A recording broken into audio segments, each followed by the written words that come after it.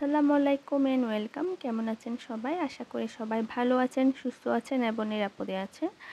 আমাকে যারা দেখতেছেন অবশ্যই গ্রামের ভিডিও দেখতেছেন, কারণ আমি গ্রামে এসেছি। তো গ্রামের সব কিছুই আপনাদের সাথে শেয়ার করতেছি। এই যে আম্মু সকাল সকাল উঠে আমাদের জন্য পিঠা বানাচ্ছে। এই পিঠাগুলো খুবই পছন্দ।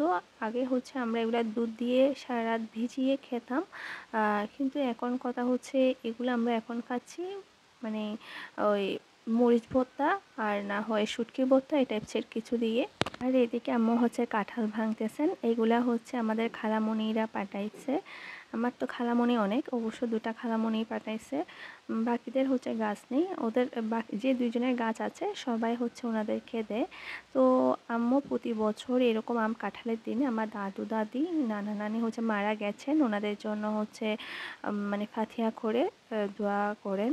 তো এই জিনিসটা আমাদের বাসায় প্রায় হয়, প্রতিনিয়ত হয়। আমরাও করি, ফাতিহা করে দাদু দাদির জন্য নানা নানির জন্য দোয়া করি। কারণ আমরা যদি দোয়াটা না করি, যারা কবরবাসী আছেন তারা কোথায় পাবেন, কিভাবে তাদের কাছে যাবে? তো সেই জন্য আমাদের বাসায় বড় মাছ কিংবা নতুন ফ্রুটস, আমের দিনে আম, বর্ষাকালে যেসব ফল পাওয়া যায়, শীতকালে যেসব ফলমূল পাওয়া যায়, এই টাইপসের যেগুলো সিজনাল ফল আছে আর যেসব সিজনাল খাওয়া দাওয়া আছে, শীতকালীন পিঠা, তারপরে এই টাইপসের যেগুলো বড় করে আয়োজন করে খাওয়া হয় আমাদের গ্রামে, ওসবগুলো তো দোয়া করেন। কারণ আমার দাদু দাদির আমার বাবা ছাড়া কেউ নেই। আর তো সেই জন্য আমার বাবা ভাবে যে কি আমি যদি আমার বাবা মার জন্য না পাঠাই, দোয়াটা না করি, তাহলে ওনারা কোথায় পাবেন। সেটা আমাদেরকেও বলে বলে তোদের জন্য এত কিছু দিয়ে গেছে আমার বাবা মা, তোরা কেন দোয়া করবি না? মন ভরে দোয়া করবি, খেয়ে মন ভরে দোয়া করবি। তোদেরকে ভালো রাখার জন্য আমার বাবা মা কত কষ্ট করে গেছে, দেখ কত জায়গা সম্পত্তি আমার তোদের জন্য দিয়ে গেছে। মানে আমার যা আছে তা তো সবই তোদের, এসব বলে আর কি। আম্মু কাঁঠাল দিয়ে মালিপিঠা করেছে। মালিপিঠা আসলে খাই না অনেক বছর, এগুলা দুধ আর গুড় দিয়ে খাওয়া হতো। আর এখানে আম্মু কিশমিশ বাদাম এগুলা দিয়েছে। আমরা সবাই মালিপিঠা খাচ্ছি বিকালবেলা, খুব খেতে ভালো লাগে।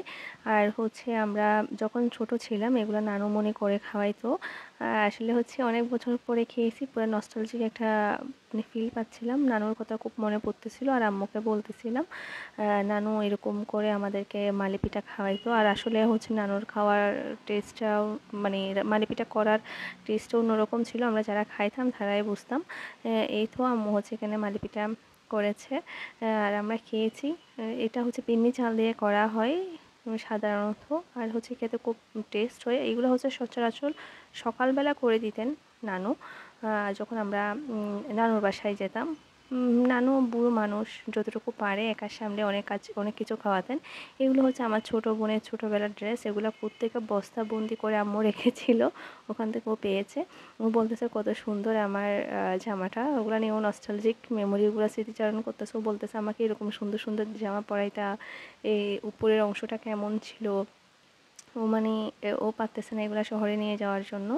আর বারবার বলতেছে মানে মানে আমার উপরের জামাটা কেমন ছিল, নিচেরটা এরকম, আর নিচেরটা নতুন থেকে গেছে কেন, আমি কি এরকম জামা পরতাম, আমি কেমন ছিলাম, অনেক কথা বলতেছে ও আম্মুর সাথে। আর আমার থেকেও জিজ্ঞেস করতেছে, আমারও যতটুকু মনে আছে আমি ওকে বলতেছি। আর ওর এখানে একটা পকেট আছে, এগুলো দেখাচ্ছে, বলতেছে বোন ছবি উঠাই নিয়ে যাও, আর শহরে গেলে আমাকে দিবে। এগুলো মোজা দুইটা ছিল। যাই হোক, আজকের মতো বিদায় নিচ্ছি, টাটা, আল্লাহ হাফেজ।